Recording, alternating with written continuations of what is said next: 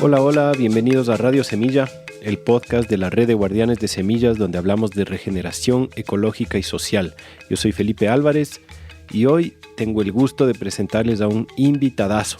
Es Ramiro Ávila Santamaría. Ramiro es abogado, profesor universitario, doctor en Sociología del Derecho, ex juez de la Corte Constitucional del Ecuador y a pesar de esas credenciales, una persona llena de humildad y ganas de aprender. Ha escrito tantos libros, artículos, publicaciones que me demoraría demasiado en nombrarlas, pero les voy a poner el enlace a su perfil en la página de la Universidad Andina, donde pueden encontrar su bibliografía y algunos enlaces a sus artículos. Su último libro, sobre el que hablamos en este episodio, se llama La Utopía del Oprimido. Lo pueden encontrar en cualquier librería jurídica y por ahí vamos a compartir algo especial al respecto en el canal de Telegram, así que les recomiendo que pasen por ahí. ¿Cuántos doctores en jurisprudencia conocen que promueven la permacultura? ¿Cuántos jueces conocen que vayan a conocer personalmente un río para entender su historia, su esencia, su estado actual, para poder juzgar si se han vulnerado sus derechos? O sea, si conocen alguno, lo más seguro es que sea el mismo Ramiro, porque de esos no hay muchos. En este episodio nos enfocamos principalmente en dos grandes temas constitucionales que son la plurinacionalidad y los derechos de la naturaleza. Les recomiendo la parte de los derechos de la naturaleza que está hacia el final del episodio, es decir, pasada la hora, hablamos de ese tema que está para mí fascinante. Y bueno, también hablamos del paro nacional que ocurrió aquí en el Ecuador, una conmoción tremenda que duró 18 días y que era imposible no conversarla con Ramiro porque él estuvo ahí en primera línea. Entonces esos son los temas para la conversación de hoy. Va a haber algunos recursos en el canal de Telegram que no van a encontrar en las notas del episodio, así que les recomiendo que pasen por ahí. Un par de novedades antes de dejarles con la conversación. Como les había comentado, nos pasamos a un formato quincenal para poder dedicar un poco más de tiempo a la logística y la producción de alcanzar una sostenibilidad económica. Y de hecho, en eso es que hemos estado trabajando. Para el próximo episodio ya estará disponible nuestro programa de membresías. Cuando estábamos dándole vueltas a cómo hacer para la sostenibilidad económica, algunas personas nos decían: tal vez toca cobrar por el contenido. Y nosotros decíamos, no puede ser así. Tiene que seguir siendo gratis. Tampoco queremos pasarnos a una plataforma exclusiva. Tampoco queremos entrar a un modelo de publicidad en donde el público se convierte más en un producto que en una comunidad. Entonces, lo que decidimos es entregar más. Hacer un programa de membresías en donde la gente que se suscriba a nuestro programa obtenga más beneficios aparte del contenido del podcast. Y esos beneficios van a incluir cosas vacancísimas. Solo para darles un abrebocas, va a haber descuentos en cursos y talleres presenciales y virtuales. Va a haber descuento en productos agroecológicos en diferentes localidades, en Ecuador, pero también en otros países. Y además van a tener acceso a una carpeta con documentos virtuales, como por ejemplo mapas de origen de los alimentos. Así que estamos trabajando en eso y que por favor se suscriban porque aparte de este contenido que ya reciben, van a recibir también más beneficios. Eso, síganos en redes, nuestra página web radiosemilla.com y por favor no se olviden, si es que están en Quito, en los alrededores de Quito, de firmar por un Quito sin minería. Entren a la campaña quitosinminería.com. Es importantísimo que consigamos esas firmas para crear ese precedente de que la ciudadanía pueda decidir si es que se hace o no se hace minería en su territorio. Está en juego mucho, así que por favor entren a quitosinminería.com. Si es que pueden compartir las campañas, si es que pueden hacer videos, si pueden colaborar, si pueden recolectar firmas, por favor súmense. Y sin más, les dejo para que disfruten del gran invitado de hoy. Un abrazo. Ramiro Ávila, bienvenido. Finalmente estamos grabando contigo el episodio de Radio Semilla.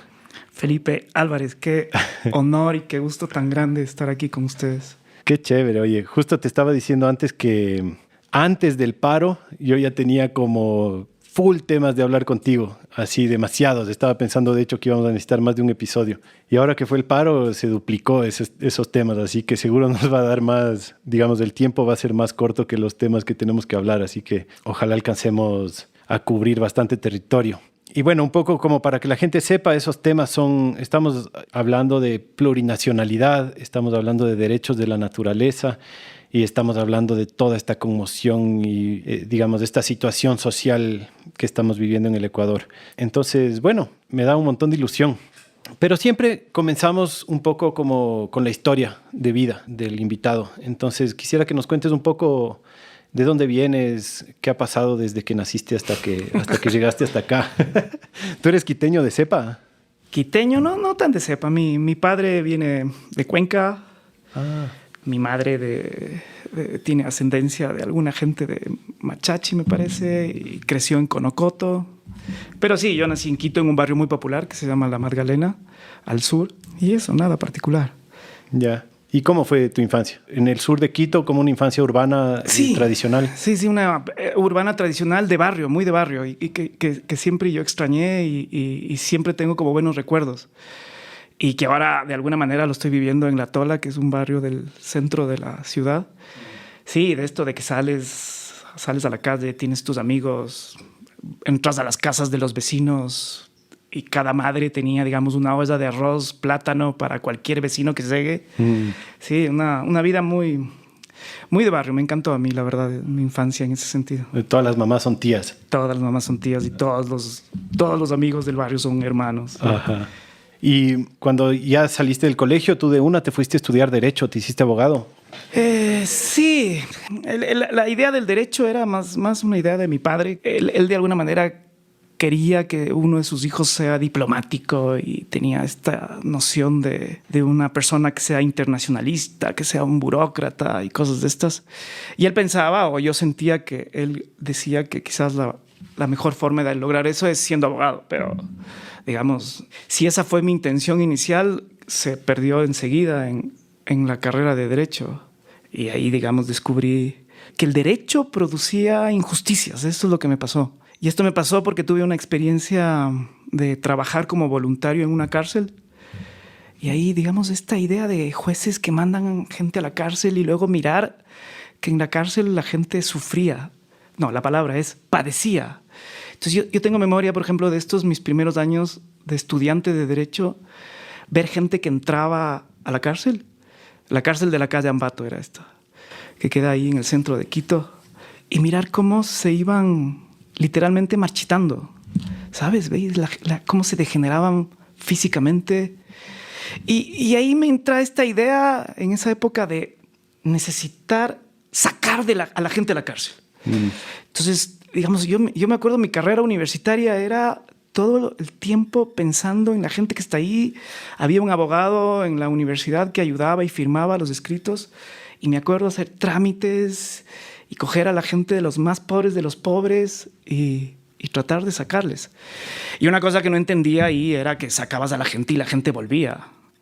Después me di cuenta que hay un fenómeno que se llama la criminalización, que es súper bien estudiada en la sociología criminal, en particular por un señor que se llama Howard Becker. Y te das cuenta que el sistema funciona así. Es un sistema de gente pobre seleccionada para entrar a la cárcel y, digamos, esa es su forma de vida. Pero, de todas maneras, entiendo yo que el derecho provoca dolor. Esta cosa de jueces, fiscales que acusan, gente que manda a la cárcel 3 años, que piden 10, 7, 15, y es esta economía del dolor. Esto entendí yo en la universidad. Hay una injusticia ahí y se provoca por la aplicación de una ley. Esta es mi primera sensación de justicia e injusticia. Qué loco. Pero me parece interesante que a la vez de que encuentras ese problema estructural en tu carrera, te mantienes en tu carrera para tratar de usarla como herramienta para buscar justicia, ¿no? O sea, no es algo que botas y dices, eso no es para mí, sino que lo usas, ¿no? O sea, como que tiene otra manera de usarse también, ¿o no? Claro, de ahí en adelante toda mi vida girar alrededor de intentar hacer que el derecho sirva para enmendar algo, cosas que pasan en la realidad. Mi primer trabajo pagado es en un proyecto con niños y niñas que sufren abuso sexual y maltrato físico, que fue el peor trabajo, no sé si el peor, pero digamos uno de los trabajos tan traumáticos. Ahí teníamos unos equipos interdisciplinarios con trabajadoras sociales y personas de la psicología, y creíamos que podíamos dar una atención integral a la gente que era víctima. Y mi función al principio era, fíjate, era ahora acusar a la gente que abusaba sexualmente y meterles a la cárcel. Pero ahí también nos pasó, o al menos yo siento que la reflexión que tuvimos de ese momento fue que la cárcel no soluciona nada. Entonces veíamos familias destrozadas por el abuso y la violencia sexual, que además se agravaba cuando al perpetrador, que a veces era padre biológico o padrastro, le metías en la cárcel. Y entonces resultaba que, además del abuso sexual, ahora tenías, me acuerdo clarísimo, un caso donde la adolescente abusada salió a mendigar después de que el padre entró a la cárcel. Entonces te das cuenta, ahí, digamos, otra vez era toparse con injusticias terribles. Ese fue como mi segundo trabajo. Y luego ya me fui a Guatemala y ahí, en cambio, fue esta cosa de trabajar ahí en una época de transición. Se había firmado la paz en Guatemala en el año 96 y yo fui como voluntario para tratar de supervisar que los compromisos de la guerrilla y el ejército se cumplían y los compromisos giraban alrededor de respetar derechos. Y ahí, en cambio, hermano, primero descubro que existe Centroamérica, cosa que nunca pasa en los mapas de la escuela y el colegio. Y descubro un mundo ahí del mundo maya, el mundo azteca, el mundo afro-caribeño. Y quizás lo más duro es descubrir lo que es la muerte en masa. O sea, yo trabajé en una zona donde no tuvo Rigoberta Menchú, que es del área de población Achí, Quechí y Poconchí. La zona Quiché, donde Rigoberta Menchú provenía y ella fue premio Nobel, digamos, ahí hubo mucha tensión internacional. Y entonces acá, hermano, comienza a descubrir masacres de pueblos que desaparecieron, tierra arrasada, 120 muertos en un día, durante 3 años. Hijo de madre. No, un horror. Entonces, fíjate, era uno tras otro esta cosa. Y claro, entonces, pero yo nunca entendía por qué existía tanto dolor y tanta injusticia, el sistema penal, el abuso sexual, la violencia y luego la masacre. Yo en ese momento creía, fíjate, por eso ahora cuando me preguntaban sobre la violencia de lo que hubo en el paro, yo en ese momento creía que podía ser legítimo una lucha armada contra un sistema absolutamente inequitativo como es el sistema, digamos, capitalista, hasta que vi el efecto de la guerra de guerrillas, hermano. Yo no, o sea, dije, no, este no es la solución. O sea, además fracasó en toda América Latina. Años 60, 70, digamos, fueron de extrema violencia y además de violencia que al final resultó ser inútil. Al final, digamos, para mí era como esto.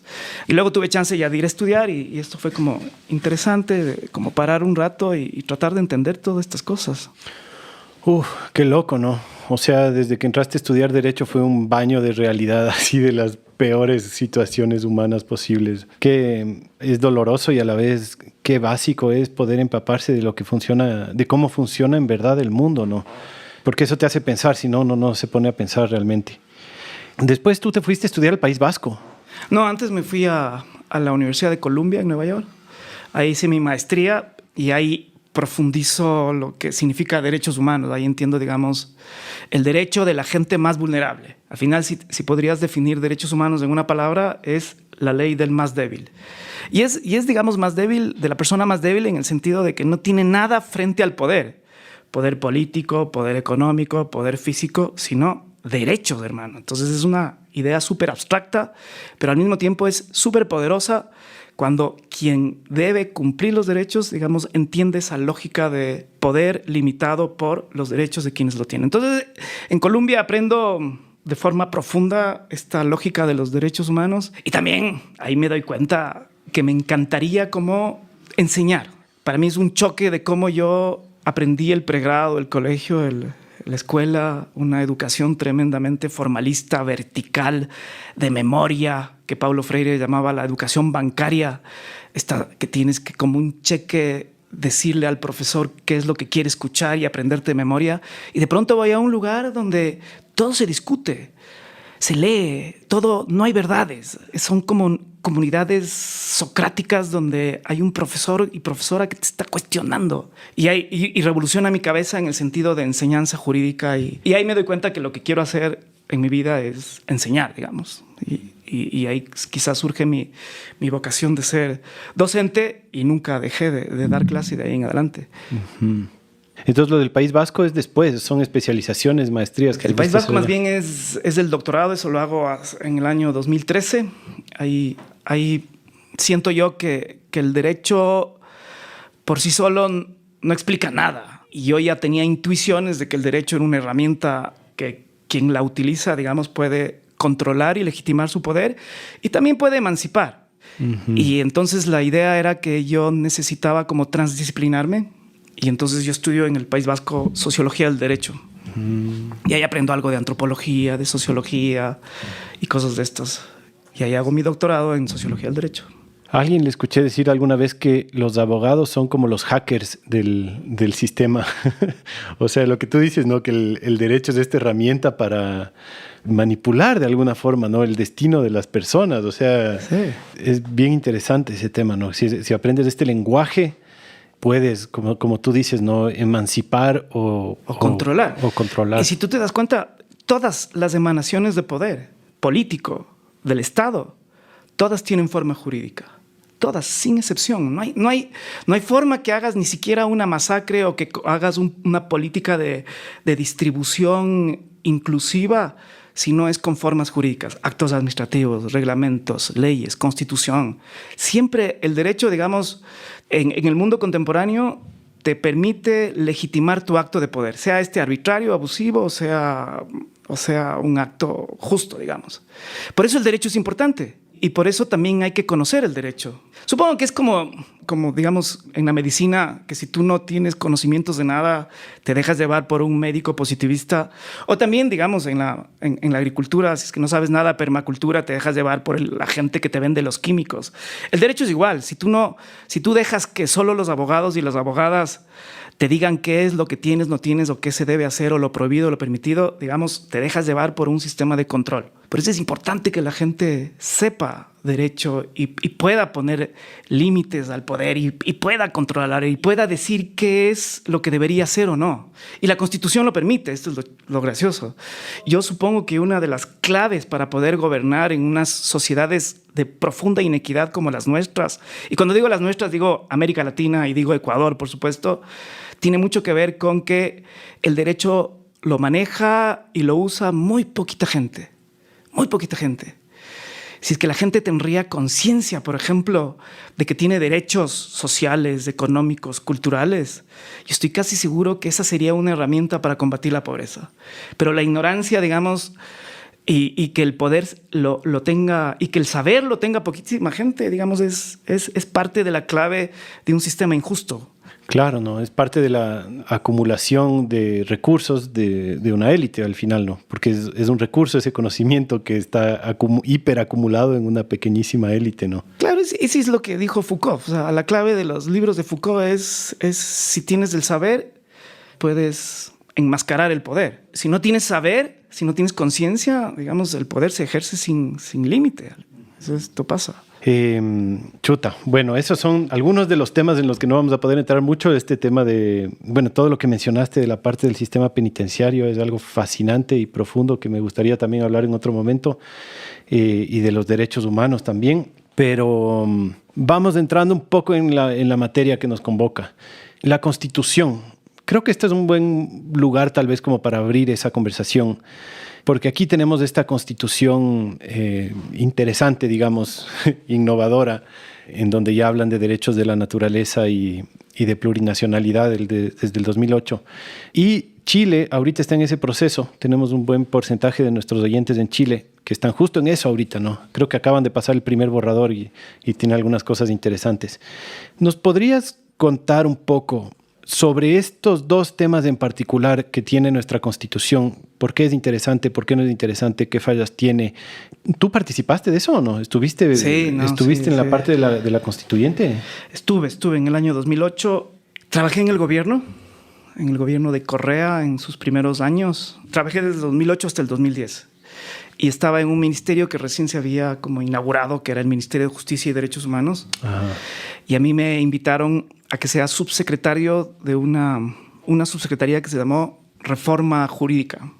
Y era súper interesante porque la idea era cómo adecuar el sistema jurídico ecuatoriano desde el Ejecutivo, hacer propuestas para adecuar a los derechos humanos. Era un trabajo lindísimo. Y claro, entonces lo que hacía yo en esa época era, con un equipo de trabajo, lo que hacíamos era recoger todos los estándares en derechos humanos, o sea, todo lo que se había dicho en derechos humanos, y pasar insumos a la Asamblea, a la Mesa 1 en particular, que era la Mesa de Derechos. Entonces decíamos, ¿qué es lo último, lo top en educación? ¿Qué es lo top en vivienda? ¿Qué es lo top en estado de excepción? ¿Qué es lo máximo en derechos? Y ese fue un primer rol. Y entonces a veces yo iba a Montecristi y discutía. No creo que tenía una capacidad así determinante. La asamblea en esa época tenía algunos momentos de autonomía. Había otros donde el presidente tenía poder y cosas de estas. Y en un segundo momento también estuve en la comisión de redacción de la Constitución, que fue un trabajo muy, muy, muy difícil. Y ahí estuvimos con 3 juristas y 3 lingüistas y estábamos como tratando de editar la Constitución. Al final yo creo que es una Constitución tremendamente innovadora en muchas cosas. Conservadora en unas, pero profundamente innovadora en otras. Conservadora en cómo definió el ejercicio de poder. Yo creo que fue más de lo mismo. Si tú miras, digamos, el presidencialismo que tenemos desde que se fundó la República en 1830 hasta ahora, lo que hizo la Constitución de Montecristi fue reforzar ese presidencialismo, que a mí me parece que es un problema, porque el presidencialismo tiene mucho que ver con esta tradición caudillista que tenemos en América Latina. Tenemos eso, esa es, digamos, la parte conservadora, y la otra parte tremendamente innovadora, pero brutalmente innovadora, es la parte de derechos y de definiciones. Y ahí tenemos una cosa que yo les llamo el constitucionalismo andino, que tiene que ver con cuestiones que no nos llegan de Occidente ni de Europa, de la tradición jurídica europea, y que hablamos, digamos, por primera vez con palabras propias. La plurinacionalidad, la justicia indígena, la interculturalidad, la Pachamama, el summa causae. Son cosas, digamos, que son innovadas aquí en el sur global. Y por eso también ha recibido mucha crítica. Y si tú miras, digamos, la Constitución de Chile, la Constitución de Chile tiene instituciones parecidas. Me parece que es una Constitución que sin duda está a la altura de los problemas contemporáneos. El borrador actual, dice. El borrador actual. Yo ya le he estudiado y me encanta ese borrador. Me parece que corrige algunos errores que tiene el constitucionalismo estos años. Tiene algunos defectitos de control de constitucionalidad y cosas de estas, pero en general yo creo que aborda los 4 grandes problemas que tenemos en el mundo contemporáneo. El primero, que nos viene de la fundación de la República, que es de inequidad social, redistribución económica. Ese es el uno. El otro, que es súper importante, es el de reconocimiento. Y esto tiene que ver con identidades que no han participado de la vida política. La de Ecuador reconoce que hay nacionalidades indígenas por primera vez en el 2008. La de Chile también está reconociendo la plurinacionalidad, que es algo que, digamos, la derecha no entiende o más bien dicho, no quiere entender. El otro problema tiene que ver con los extractivismos. Y este problema de los extractivismos es el antídoto, es reconocer a la naturaleza como sujeto de derechos, que es no explotemos brutalmente la naturaleza y respetémosla, y la forma jurídica que se ha inventado, digamos, del derecho occidental es reconocer derechos. Y el otro es el de participación política. Nuestro sistema político es un sistema con muchos déficits democráticos. Entonces, si tú miras la Constitución ecuatoriana y la Constitución chilena, aborda estos 4 problemas y da soluciones. En ese sentido, yo digo que son constituciones tremendamente contemporáneas. Y claro, el problema que tenemos de Ecuador es que, digamos, la clase política y los gobiernos que han gobernado después de la Constitución de 2008 no la han respetado. No han tomado en serio muchas de las instituciones que están ahí. A mí me da mucha pena cuando uno escucha los debates en Chile y mencionan, ¿para qué sirve la plurinacionalidad si la plurinacionalidad en Ecuador no sirve para nada? ¿Para qué sirven los derechos naturales si Ecuador sigue siendo el país que tiene como fuente de ingreso el petróleo y la minería? Entonces, digamos, ahí siempre hay esta brecha, pero en términos jurídicos a mí me parece que las dos son constituciones tremendamente contemporáneas y que abordan temas que son de ruptura frente a un sistema que es un sistema que a todas luces es injusto. Claro. La Constitución de Ecuador fue la primera en reconocer los derechos de la naturaleza y la plurinacionalidad. Primera en el mundo, sí. ¿Y a quién tiene el crédito de haber salido con esa idea? Esa es una historia bien interesante. Verás, por un lado, yo creo que el origen de eso, sin duda, está alrededor de un libro que se llamaba Ecuador Postpetrolero, que sacó Acción Ecológica, y ahí están algunos ecologistas. Y en esa época comienzan a hablar ya de la moratoria petrolera. Fíjate, en los años 90. Y ahí se va nutriendo, digamos, este movimiento de no extractivismo. Ahí tiene mucho que ver Esperanza Martínez, Alberto Acosta también. Alberto ya había producido algunos libros de estos. Y también hubo algún movimiento ecologista del Deep Ecology Internacional que estuvo por aquí, pero ahí hay debates sobre cuánto influyó o no. Pero lo cierto es que apareció ese artículo 71. A mí me gusta atribuirle al Alberto Acosta y a la Esperanza Martínez, que por supuesto no responden a una iniciativa individual, sino que es un movimiento, digamos, que ya venía de años y que era internacional. También esto se va conjugando con demandas del movimiento indígena. Pero tú, por ejemplo, en la Constitución de la CONAIE del año 97, en el borrador que ellos hicieron, no encuentras derechos de naturaleza. Entonces, digamos, ahí hubo... Ese es un tema interesante de saber exactamente... Pero yo creo que es como todo lo que pasa en la vida, que cuando aparece algo que emerge en el derecho, atrás, digamos, hay una cantidad enorme de ideas que circulan, teorías de necesidades, de demandas y cosas de estos. Claro, no es como no es que sale de un cerebro una idea así, sino Nunca. Que sale de un movimiento social o sale de un campo social. A mí me gusta pensar, ¿no? Como estas teorías de los campos morfogenéticos, estos de Rupert Sheldrake, que es como que existe una especie de campo en donde comienzan a surgir o nacer ideas y cosas, y eso se contagia ni siquiera necesariamente a través del lenguaje, sino que es como algo que está en el aire, ¿no? Es algo así. Sí, por ejemplo, cuando tú ves ¿de dónde sale Darwin con la evolución? Cuando tú te das cuenta, no es de la cabecita de él.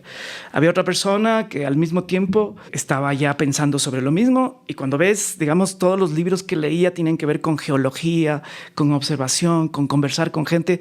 O sea, lo mismo puedes decir de Newton y lo mismo puedes decir de Einstein, si son cabezas que tienen capacidades para sistematizar cosas, pero todos reconocen que atrás, digamos, hay un saber colectivo. Yo no creo que haya una brillantez individual, sino que siempre son cosas que se comparten y son cosas que se aprenden y son cosas colectivas, siempre. Claro. Ahora, a ver, entre plurinacionalidad y derechos de la naturaleza, que son como los dos temas grandes que tengo en mi cabeza para hablar, comencemos con el de la plurinacionalidad, si te parece. Tú mencionaste esto, ¿no? Que es un tema de reconocimiento, no es un tema de otorgamiento. Las nacionalidades que estaban en este territorio ya estaban desde mucho antes de que exista un Estado, una nación o una república, y lo que hace esta Constitución es reconocer que esas nacionalidades existen, ¿no? ¿Qué instituciones se instalan para garantizar eso? O sea, ¿cómo se ve eso en la práctica? Porque yo veo un montón de problemas ahí, ¿no? O sea, como de reconocer diferentes nacionalidades, hasta qué punto reconocemos diferentes sistemas jurídicos, hasta qué punto reconocemos diferentes libertades o derechos, hasta qué punto nos cobija una sola nación y en qué punto estamos separados de esas diferentes nacionalidades. Es que la verdad es que si tú miras, yo qué sé, los libros de Enrique Ayala Mora sobre la historia y la periodización de la historia, el Enrique en la época republicana, el criterio para periodizar a la época republicana es la nación. Entonces es el surgimiento de la nación, la consolidación de la nación y luego la nación diversa. Pero fíjate lo que fue en términos sociales, políticos, jurídicos, construir una nación, que era básicamente tú Shuar, tú Guaurani, tú de la costa, tú de la sierra, tú de Galápagos. Todos somos ecuatorianos. Nos cobija el himno nacional, una moneda, un idioma. Siglo XIX, una religión que era la católica y que hasta en la Constitución era como obligatoria en alguna de esas. Entonces, fíjate, esa construcción de nacionalidad significaba la ruptura de muchas identidades. El siglo XIX y el siglo XX, Ecuador y todas las guerras que tenemos y todas las cosas, es una lucha feroz por construir una nación y que tú puedas decir, soy ecuatoriano o ecuatoriana. Fíjate la ruptura que fue en el año 2008, el decir, de pronto, ya no somos una nación, sino que reconocemos que hay varias naciones. Esto, digamos, en términos de construcción de la identidad nacional, a mí me parece que es súper importante y creo que no los llegamos todavía a digerir. Uh-huh. Esto significa, cuando tú, o sea, si ahorita le preguntas a mi hija de 16 años o a cualquiera persona que está en cuántas, enumérame 5 nacionalidades indígenas del Ecuador, y estoy seguro que muy pocos lo van a saber. Muy pocos los van a saber. De ahí lo que quiero marcar es que, por un lado, ese reconocimiento significaba decir que somos una identidad, somos ecuatorianos y ecuatorianas como común, pero al mismo tiempo tenemos un montón de nacionalidades, 16 nacionalidades, 16 idiomas, 16 culturas, 16 formas de ver el mundo, 16 sistemas jurídicos, 16 formas de organizar políticamente un territorio. Es increíble lo que está ahí. Entonces, siempre fue las nacionalidades varias que hay en Ecuador, siempre fue un problema. Y la Constitución de Montecristi te dice, no, es una riqueza de nuestro país. Es una oportunidad para conocer y comprender cosas. Fíjate, en este conflicto que acabamos de tener en Ecuador, yo creo que ahí se notó, para mí, digamos, una de las cosas que se notó fue la poca plurinacionalidad del Estado ecuatoriano. Uh-huh. Era impresionante. Yo siento, por ejemplo, porque tuve el privilegio de estar en uno de los días en los diálogos, yo estoy casi seguro que algunos funcionarios de gobierno por primera vez veían a un shuar al lado suyo, o a una mujer guaurani, o a una mujer épera, ¿sabes? Era a un cofán. O sea, ver con tus ojos las 16 nacionalidades en un solo salón. Yo personalmente, digamos que siento que tengo curiosidad por esto, es alucinante. Y oír sus discursos, oír sus formas de vida, yo creo que era muy aleccionador. O sea, era un momento de plurinacionalidad. Así le veo yo ese diálogo. Aunque la gente dice que se rindió el Estado y no sé qué cosas, a mí me parece que fue un momento increíble de mirarnos como país. Entonces, la plurinacional tiene algunos déficits en la misma Constitución. El doctor Julio César Trujillo, por ejemplo, que en paz descanse, él sostenía que si ya se reconocía la plurinacionalidad en el artículo 1 de la Constitución, el Parlamento y los entes de gobierno tenían que tener una representación colectiva, que hubiera sido lo óptimo. Que, por ejemplo, en Chile lo tienen ya. Tienen escaños definidos por cuota los pueblos indígenas en Chile. Acá no pasó esto. Entonces tú tienes esta cosa de que se reconocen colectividades y luego tienes un mecanismo de poder que está diseñado en términos de individualidad, además matizados por partidos políticos, cuando la plurinacional debería estar matizado por pueblos y naciones y la representación debería ser colectiva. Pero más allá de estos déficits de diseño jurídico, el solo reconocer a mí me parece que fue un avance enorme. Hace un rato conversábamos contigo, Felipe, sobre si esto es un problema o no. Y yo creo que el visibilizar y dar personalidad jurídica a naciones en un mundo donde además hay muchas tensiones y juegos de poder y de intereses, como en la Amazonía tú tienes gente que quiere conservar la Amazonía, gente que quiere explotar petróleo, gente que quiere explotar minería y gente que quiere vivir de la selva porque son parte de la selva. Cuando tienes todos estos y luego tienes una constitución que te dice, ok, hay derechos de naturaleza, hay derechos colectivos, hay derechos de explotar los recursos naturales. Hay conflictos ahí. Me parece que la diferencia con un sistema anterior era que el conflicto se resolvía solamente a partir de los intereses de las empresas y los recursos naturales. Claro. La Constitución, al reconocer la diversidad, sin duda se reconoce la posibilidad de conflictividad, pero eso a mí me parece importante, porque, digamos, el conflicto puede ser una oportunidad para conocernos y también, a través del diálogo y la democracia, de establecer, digamos, acuerdos y pactos políticos. Antes era, a mí me parece, solo imposición. Ahora tienes a mujeres amazónicas que te hablan de derechos de la naturaleza, digamos, no vienen a pedir concesiones, vienen a exigir. Y esto es una diferencia enorme. Sí, para empezar estoy muy de acuerdo, ¿no? Que claro, la Constitución anterior simplemente reconocía al Estado como dueño de todo y listo, no hay conflicto. Pero el conflicto era real, ¿no? Solo que no estaba reconocido. Ahora, veo un problema, por ejemplo, en esto que dices, ¿no? De que Chile tiene escaños definidos para nacionalidades.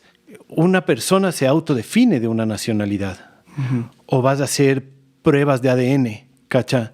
Y si es que haces una prueba de ADN y tienes un 15% de sangre quichua, te puedes definir como alguien de la nacionalidad quichua y acceder a un escaño en la asamblea, porque en ese caso vamos a tener un problema imposible de solucionar, ¿no? Y la autodefinición es complicada porque, digamos, dependes de la ética de las personas, básicamente, ¿no? De que les dé ganas de ser sinceros. Entonces, ¿cómo defines? Eso ha sido una discusión increíble en el mundo del derecho. Y creo que ya el convenio de la OIT sobre pueblos indígenas lo resolvió, y es la autodefinición. Y sí, como dices tú, depende de cosas éticas. Y la cuestión, además, es más que cuestión genética o de sangre o de lo que sea, es una cuestión cultural. Entonces, si yo vivo en un mundo de afrodescendientes, en un palenque, digamos, y adopto esa cultura, yo soy negro o negra. Igual, si es que yo decido aprendo el idioma, me visto como quichua y soy neozelandés, pero digamos, es la autodefinición, no hay otra. Y esto está reconocido jurídicamente. Claro, complicado. Complicado. Es complicado, sí. Bueno, creo que tal vez debemos abrir un pequeño paréntesis ahí para hablar del paro, porque justamente tú ya mencionaste algunas cosas que tal vez algunos oyentes se van a haber quedado como de qué está hablando, ¿no? Que tú estuviste presente en las mesas de diálogo en el paro. ¿Podrías hacer si es que es posible, un breve resumen de lo que pasó en Ecuador este pasado mes de junio. Es que yo sé que tienen ustedes oyentes en Argentina, en México, en Chile. Y yo creo que lo que pasó en Sri Lanka, lo que pasó en la Casa Rosada estos días, lo que pasó en Chile antes de tener este proceso constituyente, lo que pasó en Colombia, digamos, a mí me parece que todos son los mismos síntomas de un problema global. Y cuando tú ves qué tienen en común, a pesar de que lo que dispara la protesta social es diferente, suben en Chile el precio del transporte público, en otro lugar tiene que ver el precio del gas. Acá en Ecuador, en octubre de 2019, fue el precio de la gasolina. Y ahora, digamos, en Ecuador hubo como 10 demandas. Las 10 demandas yo las traduje en derechos y también las dividí como en 4 grupos. Hay unas demandas que tienen que ver con los sistemas de producción y distribución rural campesina. Hay otro que tiene que ver solamente con los pueblos amazónicos, o son ellos la voz cantante que tiene que ver contra los extractivismos y la protección de la Amazonía. Hay otro que tiene que ver con derechos sociales de toda la población, como por ejemplo la cuestión de los medicamentos que había desabastecimiento y sigue habiendo desabastecimiento en Ecuador, tiene que ver con derechos laborales, con seguridad y todas estas cosas. Y había una muy específica sobre los pueblos y los derechos de los pueblos indígenas.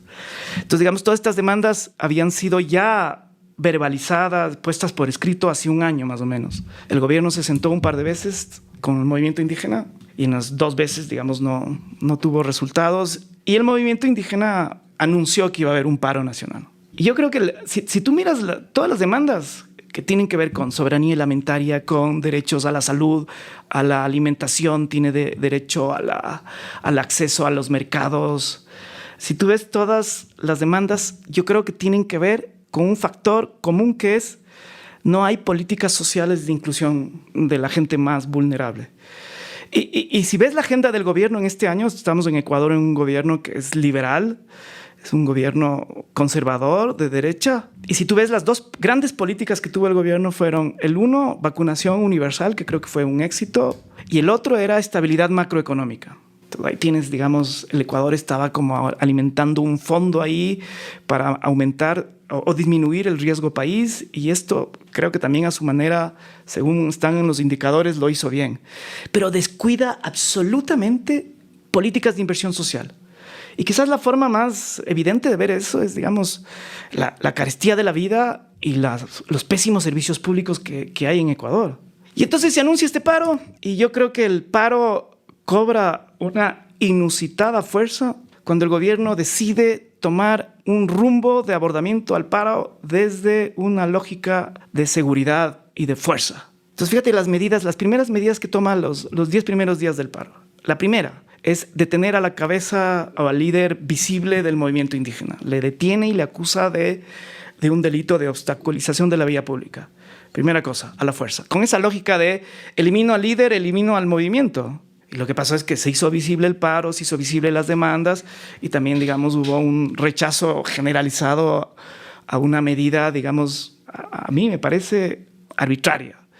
Segunda medida que toma, las entradas a Quito las pone cordones policiales a la fuerza. Entonces, algo así como cierro las puertas de Quito y nadie entra a Quito. Y ahí tienes una primera manifestación de represión. La tercera medida que toma es tomarse el lugar donde siempre el movimiento indígena ha hecho asambleas, que en Quito se llama el Ágora de la Casa de la Cultura.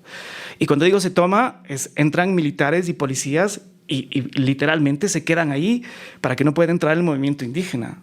Y la cuarta medida, que es la contextual, es que hace un estado de excepción. Restringe derechos, restringe el derecho a la reunión, el derecho a la manifestación.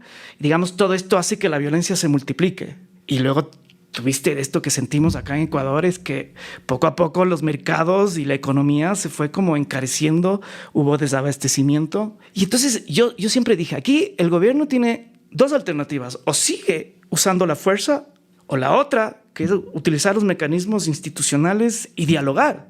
Y al final, digamos, acabaron, a pesar del desprestigio que hubo al movimiento indígena por un lado y en particular a su líder por otro, digamos, acabaron dialogando porque no había otra. Entonces esto es lo que pasó acá en Ecuador. Uh-huh. Y a ti te invitaron a esas mesas de diálogo, o por lo menos a la primera, ¿verdad? Claro, yo voy de casualidad, ¿verdad? Porque alguien le dice, oye, llama a alguien para que vean que no nos vean las caras de idiotas en el diálogo. Llama a alguien que tenga algún tipo de autoridad moral y que pueda hablar en público, yo qué sé. Me llaman de la CONAIE. Y claro, apenas me llamaron a mí, yo dije, por Dios, yo lo último que tengo es calidad moral, así que llamen a la Nelsa Curbelo, llamen a la Elsie Monge. La CONAIE, para los que no saben, es el Consejo de Nacionalidades Indígenas del Ecuador. Es una organización Confederación, ¿no es? Confederación, sí. Confederación de Nacionalidades Indígenas. Además, es una organización histórica que se estrenó en el año 90 con un paro impresionante que paraliza al país y refleja unas formas de... Reúne a las nacionalidades indígenas del Ecuador y tiene unos sistemas democráticos bien interesantes tanto de toma de decisiones como de designación de autoridades. Fíjate esa forma de democracia. Tú nunca tienes una autoridad que se reelige en la CONAIE. ¿No hay cómo? No hay cómo. En eso es medio corporativo.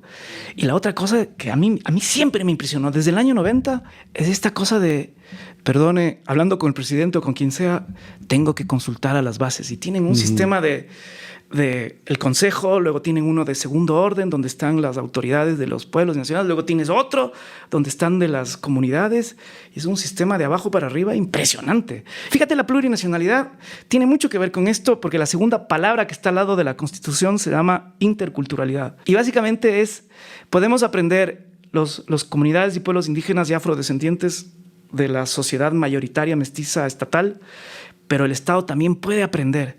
Nuestra democracia es tan deficitaria que yo digo, bien podríamos hacer con esto de aprender un poquito de estos sistemas de organización y de democracia comunitaria que tienen las comunidades indígenas. Fíjate otra cosa que pasó en el paro que a mí siempre me llamó la atención.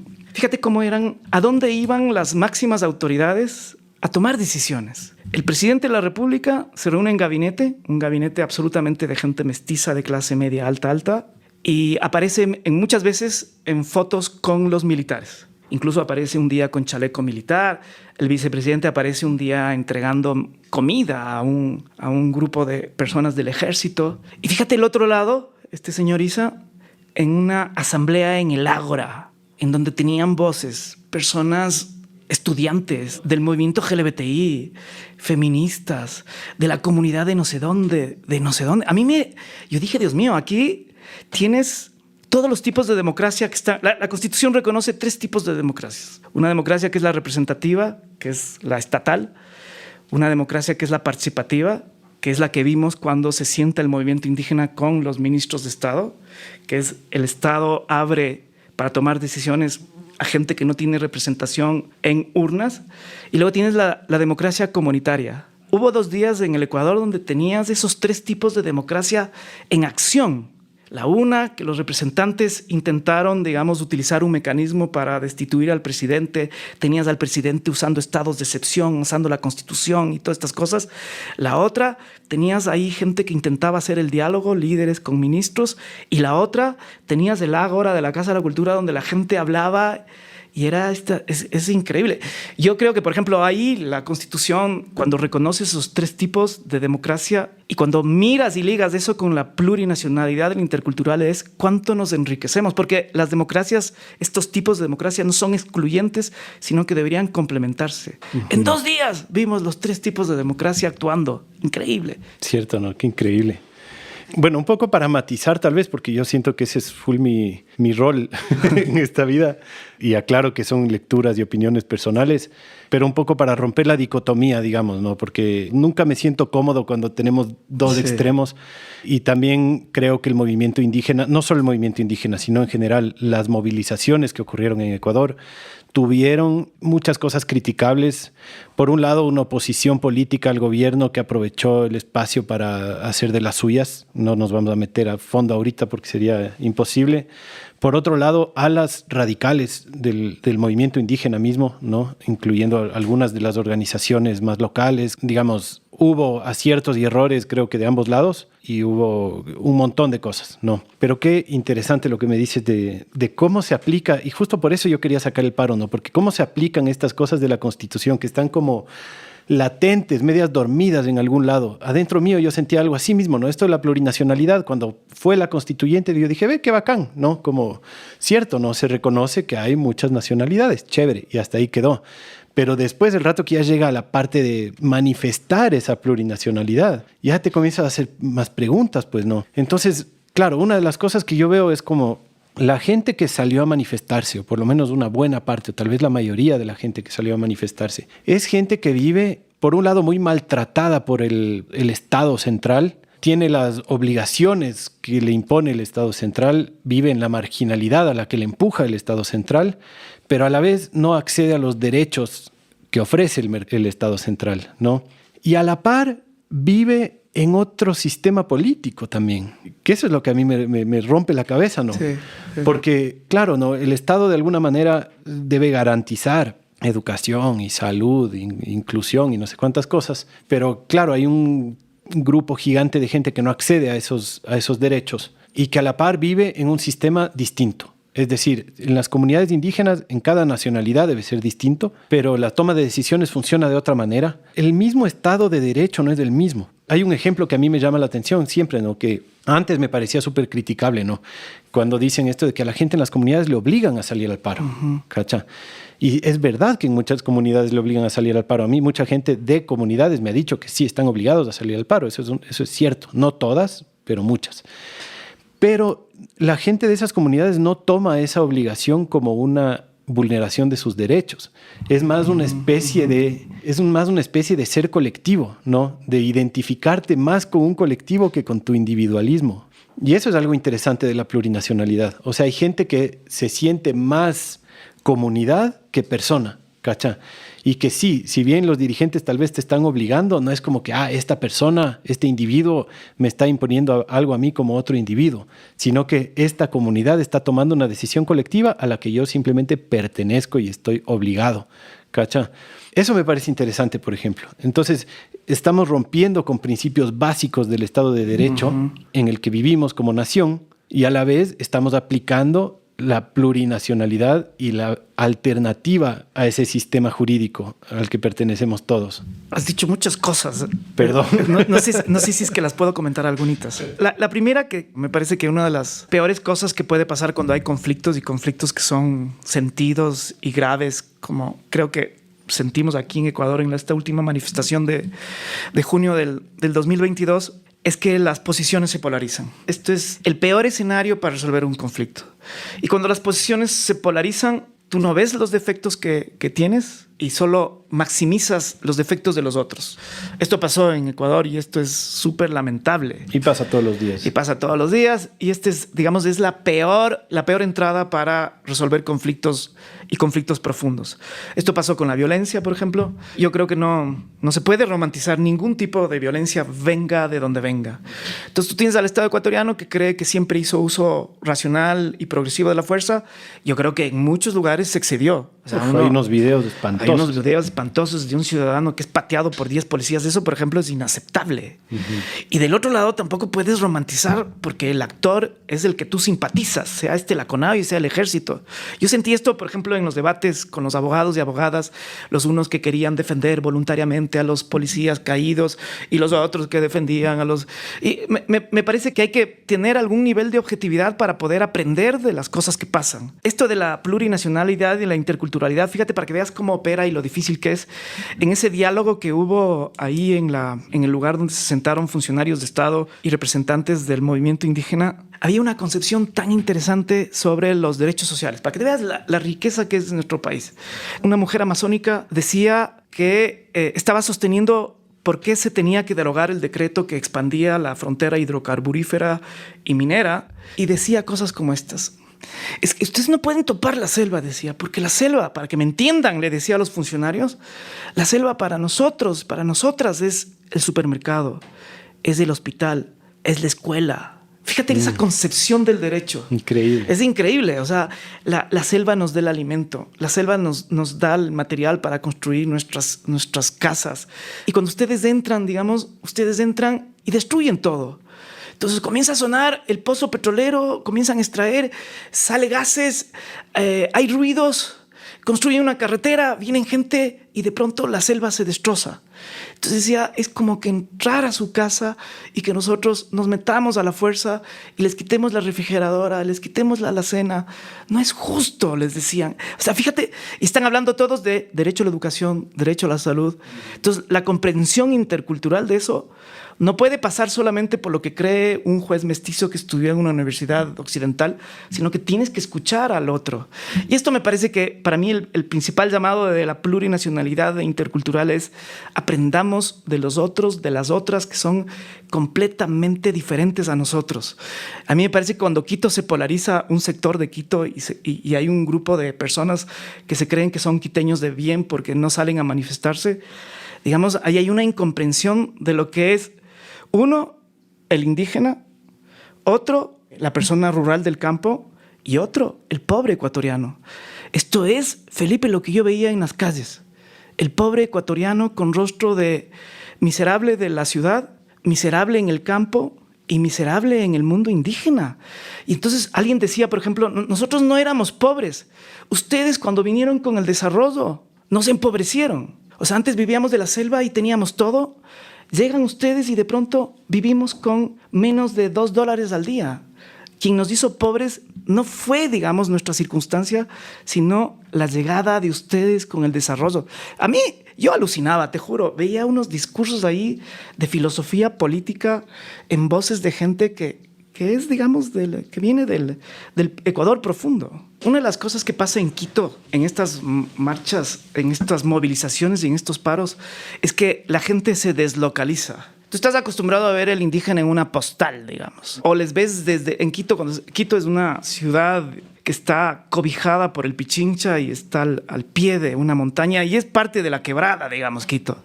Y entonces cuando tú ves los barrios populares como Toctiuc, como La Libertad, y de pronto esa gente baja y sale a la calle y camina por lugares donde nunca ha caminado, esos también dan miedo. O sea, no niego que hay gente que es violenta y que está ahí. Yo digo que son los menos, Felipe, yo digo que son los menos. Sin duda. Pero la gran mayoría es gente que tú no estás acostumbrado a verles en las escuelas, no estás acostumbrado a verles en la tienda, no estás acostumbrado a verles en tu calle. Y de pronto están ahí. El pobre, marginal, está el indígena, está el ser humano del campo. Y lo triste de todo es que esos dan miedo. Ese diferente da miedo. Entonces ese a mí me parece que es el Ecuador que todavía no arrancamos de conocerle. Cuando yo, por ejemplo, ahora tengo a mi hija que está estudiando Heidegger, está estudiando Nietzsche. Y claro, cuando yo te juro, no quiero romantizar, pero cuando yo escucho a las mujeres amazónicas, tienen tanta filosofía de la vida. Esta relación, por ejemplo, de tener una relación íntima con la naturaleza, que a mí me interesa mucho en términos de los derechos de naturaleza, que es algo que yo intento estudiarlo. Tú la puedes encontrar, digamos, en la filosofía romántica europea, en Goethe, pero también le puedes encontrar en la doña Alicia Cahuilla, que es una mujer guaurani, ¿entiendes? Uh-huh. ¿Y qué es lo que dan en nuestras escuelas? ¿Cuál es el programa? Te hacen una cosa lejana del siglo XIX allá, cuando tienes aquí, digamos, un semillero de comprensión de la vida y de lo que es el sentido de la dignidad. Total. Estoy muy de acuerdo. Y esta situación, yo lo que valoro mucho del paro es eso, ¿no? Que te saquen de tu zona de confort. Eso me parece bueno.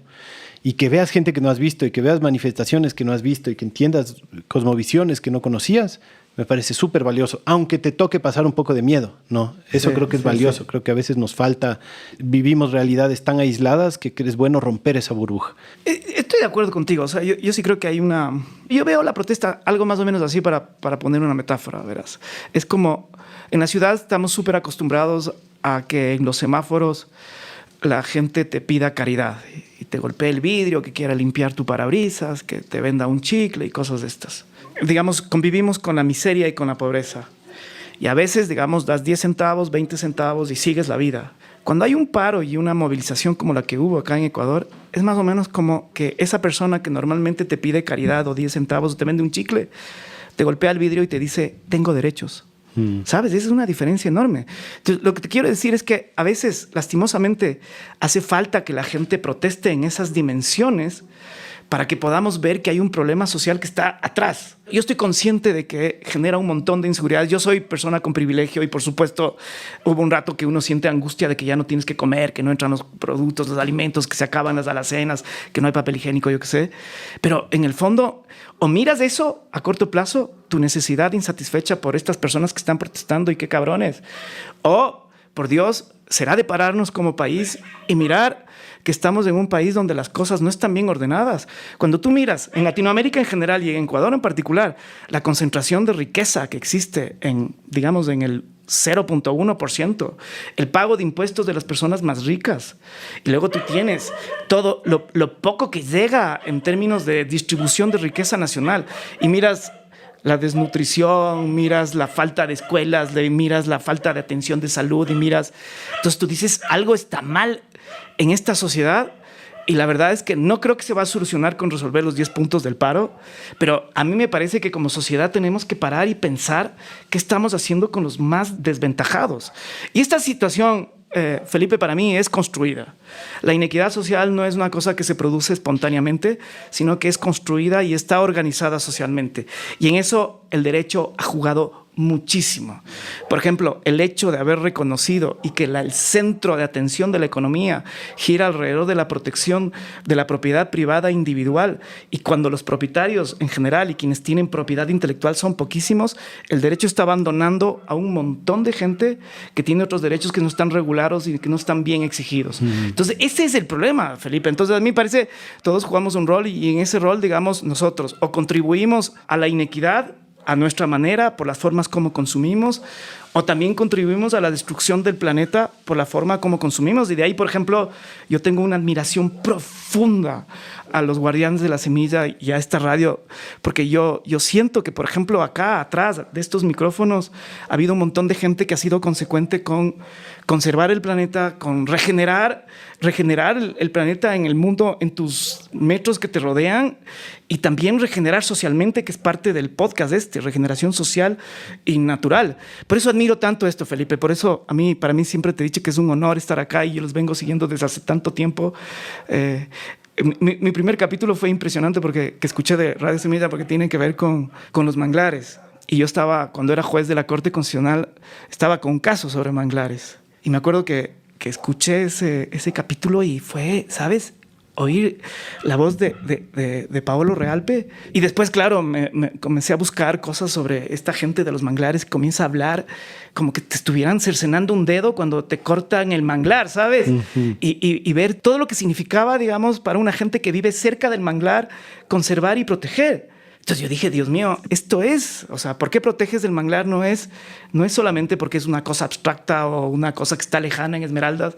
Hay gente que vive con el manglar, del manglar, y digamos, y le agradece al manglar, ¿sabes? Esto es, por eso yo, en este libro que te regalé sobre la utopía del oprimido, tiene mucho que ver con esto de que hay gente que está subvirtiendo el sistema desde la cotidianidad.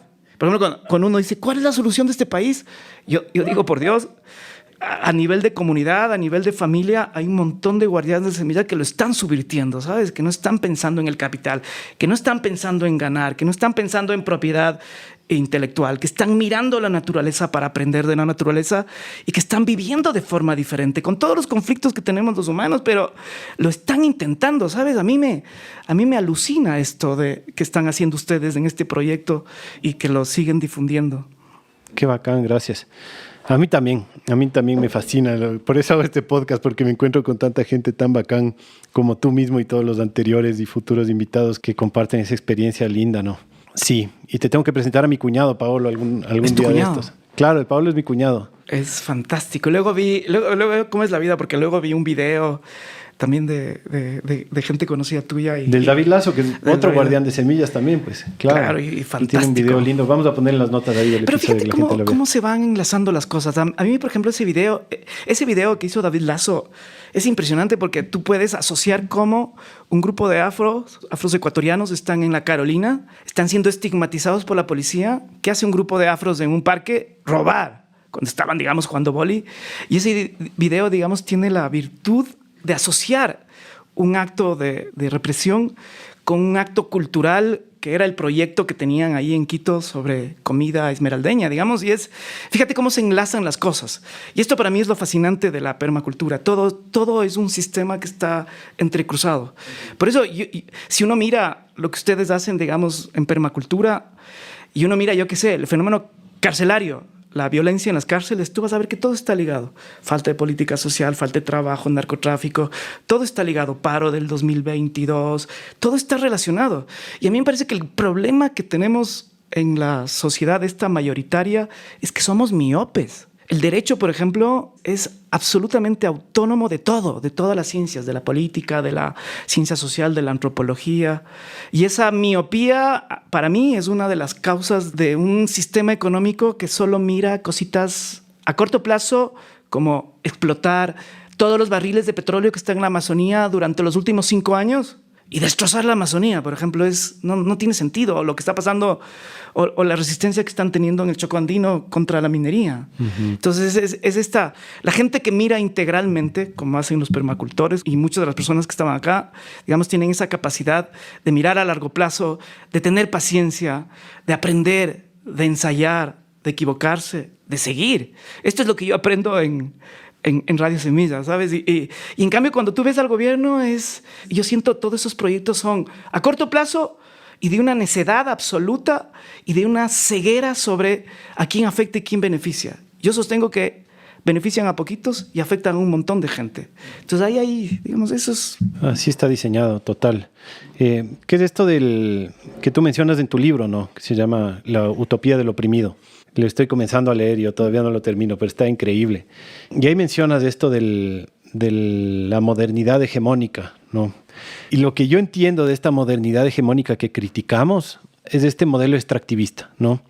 Extractivista en todo sentido, es decir, extracción de recursos naturales, pero también extracción laboral, extracción de la atención, ahora que es la nueva economía, extracción económica, ¿no? Como que todo el sistema extractivista está diseñado para lo que tú dices de llevar todos esos recursos a casi nadie y quitar esos recursos a casi todos, ¿no? Estoy súper de acuerdo contigo, en especial en los temas extractivos, por ejemplo, ¿no? De cuando ya van a tu territorio y te rompen como dice la señora de la selva, ¿no? Te rompen tu refrigeradora, tu centro comercial, tu ferretería, te rompen todo. No hay de otra que salir de ahí y decir no me entras acá y punto, ¿cacha? A la fuerza o como sea. De ahí hay otras de las demandas con las que no estoy tan de acuerdo, ¿no? Que igual es una postura bien personal mía y no de la red, que yo pienso que hay que evitar demandar al Estado que te garantice acceso a bienes centralizados y controlados por el Estado, ¿no? Porque yo pienso que el gran problema que vamos a vivir en las próximas décadas es del centralismo total, el control totalmente aglutinado en el Estado central y quizás eventualmente un Estado global en donde todo te tiene que dar el Estado, subvencionar el Estado, ¿no? Acceso al dinero, acceso a la energía. Es esto, ¿no? Como exigir que el Estado te garantice, por ejemplo, insumos agrícolas. Quiere decir que el Estado va a centralizar, y ya está pasando, de hecho, que ya están comprando agroquímicos, pero por toneladas de toneladas para subvencionar a los agricultores en el campo, que quiere decir alejarse de la soberanía alimentaria, alejarse de la autonomía, alejarse de la descentralización, ¿no? Entonces yo todo el rato estoy como en esto de eso, ¿no? Buscar autonomía, soberanía, descentralización y no insertarnos más en un sistema diseñado para oprimirnos. Uh-huh. Esas son como las críticas que yo tengo a esta lucha social, pero la otra mitad estoy súper de acuerdo, ¿no? El extractivismo hay que combatirlo con fuerza porque no hay de otra.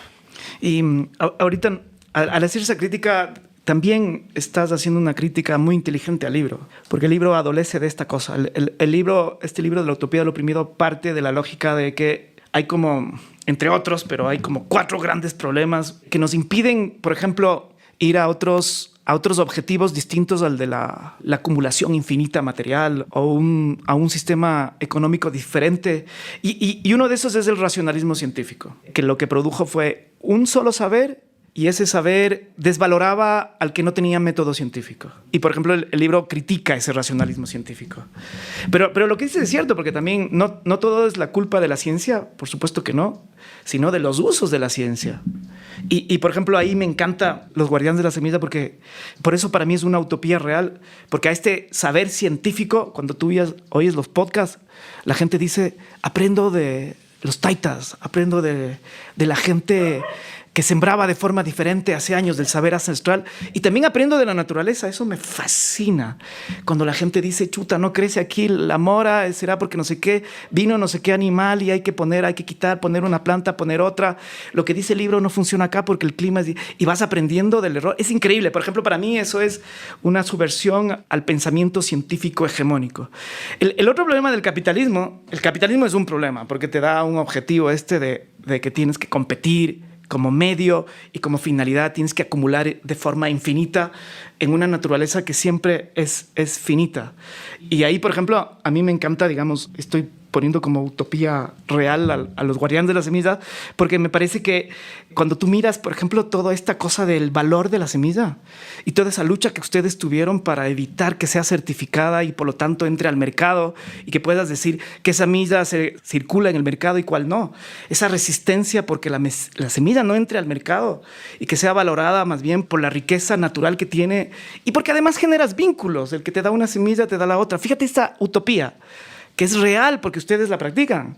El que no certifiques la semilla y que pueda circular libremente significa que se esparce el saber, y la otra es que generas vínculo con el que te da y que el que recibe. Reciprocidad. Una reciprocidad no basada en el dinero, sino que es basada en el mutuo beneficio y en el enriquecimiento mutuo.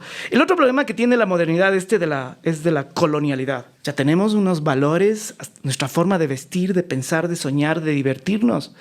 Todo nos viene ¿desde dónde? Entonces, cuando yo miro, por ejemplo, que hay muchos ejemplos en los podcasts de gente que deja lo urbano y se realiza y aprende a vivir en armonía con la naturaleza, no me digas que se está rompiendo la colonialidad del poder, del saber, de la cultura. Es impresionante. Y el otro es el sistema político, este sistema de una democracia liberal que es tremendamente tacaña para la participación. Y yo hace un rato te preguntaba antes de grabar cómo estaba estructurado los Guardianes de la Semilla y tú me hablabas de una organización donde, digamos, las prácticas van haciendo normas y donde la confianza en el uno y en el otro y donde, digamos, hay una estructura donde vas entrando y saliendo en función de qué es lo que haces en la vida, ¿no? A mí me parece increíble eso. Es decir, no es el mérito del sistema dominante que te hace que tengas valor, sino que, digamos, es tu experiencia de vida y es tu práctica en la permacultura, es una ética que me parece que, aunque no está bien todavía escrita, pero yo siento que la viven. Fíjate ahí, el gran mensaje del libro era que hay utopías reales y utopías reales. Hay gente que vive fuera del sistema dominante. En el libro yo había investigado lo de los guauranis, los taromenanes, tagaeris. Por eso para mí fue una revelación cuando me compartieron Radio Semilla, porque ahí hay gente que está subvirtiendo el orden. ¿No sientes esto contigo mismo?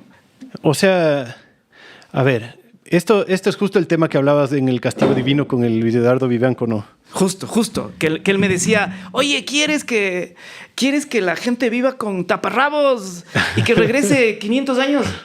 Y yo le decía, no, hay otra gente normal, común y corriente, con todas las dificultades que tiene la vida, que deciden salirse del mercado y de la lógica de la acumulación infinita y que intentan vivir, digamos, con lo poco y abastecerse a sí mismos. Claro, este compañero nos pintaba al final como unos cavernícolas, ¿no? Como así, que no tienen luz, que no tienen internet, que no tienen... ¿Y ahí cómo te sientes con eso tú? Primero, quisiera saber si te sientes diferente a la mayoría y esa diferencia, ¿qué significa en términos de realización personal? O sea, yo en particular soy una persona igual súper urbana, ¿no? Y recién hace unos 4 años me cambié a vivir al campo y antes de eso estuve como practicando la permacultura y estas cosas distintas, ¿no? Siempre creo una especie de rebeldía contra la modernidad hegemónica, como le dices, pero si bien algo de mi sueño de vida se comienza a realizar, yo no me siento para nada como viviendo una utopía, ¿no? De hecho, pucha, yo sufro de depresiones, de adicciones al teléfono como cualquier otro, de dificultades, qué sé yo, pues sociales como cualquier otro. Y claro, yo en personal no tengo una experiencia de vida en la naturaleza como con unas raíces profundas como para sentirme siempre acogido por una comunidad o un espacio natural. Pero, entonces, por ejemplo, claro, si comparas tu vida urbana con la vida que estás desarrollando ahora, por ejemplo, ajá, cualitativamente, ¿qué dirías? En eso estoy de acuerdo contigo, ¿no? Es una, ¿cómo dijiste esta palabra, no? Es como un desmantelamiento de este sistema.